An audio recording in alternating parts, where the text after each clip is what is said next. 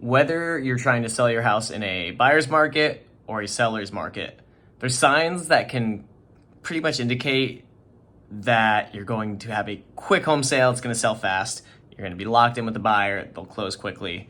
We're going to review those today. 7 telltale signs of how to know if your house will sell fast, if it's going to be under 30 days on the market, or if it's going to be on the market for 60 to 90 days plus, and you're just kind of waiting to finalize something with someone who's willing to take your house. So first one, which you can look at before you even list your house or try to sell your house on market or off market, is days on market for nearby listings. So look at nearby listings that are in your neighborhood, on your block, on your street, and see what their average days on market is. So if they're selling under 30 days on average, that's a really good sign. If they're selling in 45 to 60, 90 plus days, that's a bad sign. That probably means yours might do the same unless it's radically different, radically lower in price. Something has to be different than what those properties are, or you can expect similar demand towards yours, at least for nearby listings that sold recently. And this goes the same whether you're selling on market or off market. Bidding wars, of course, if you see those, and that's obviously like for active listings, if a property's on the market and there's a ton of different buyers showing up, the open houses are flooded and people are making offers all at the same time. You can also experience this if you're selling your home on the market, usually within the first weekend, after the first weekend of open houses. If you get a flood of offers, that can create a bidding war, and that's a good sign that you will sell your house fast, because then you can kind of leverage the buyers against each other and try to get yourself a good deal. This is more on the data side, but number 3 of what's a good sign that your house will sell fast is just the area, increased population, and demand for housing. And it kind of comes one with the other.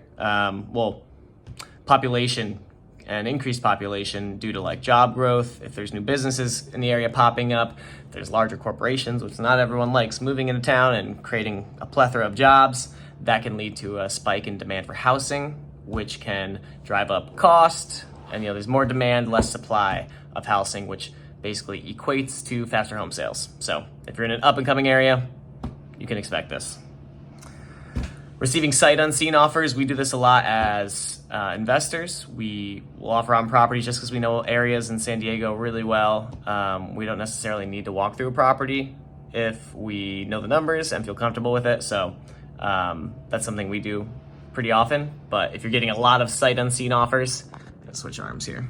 If you're getting a lot of sight unseen offers, that's a good indication that people really want your house, and it should sell pretty quickly since people are willing to just buy it without walking through.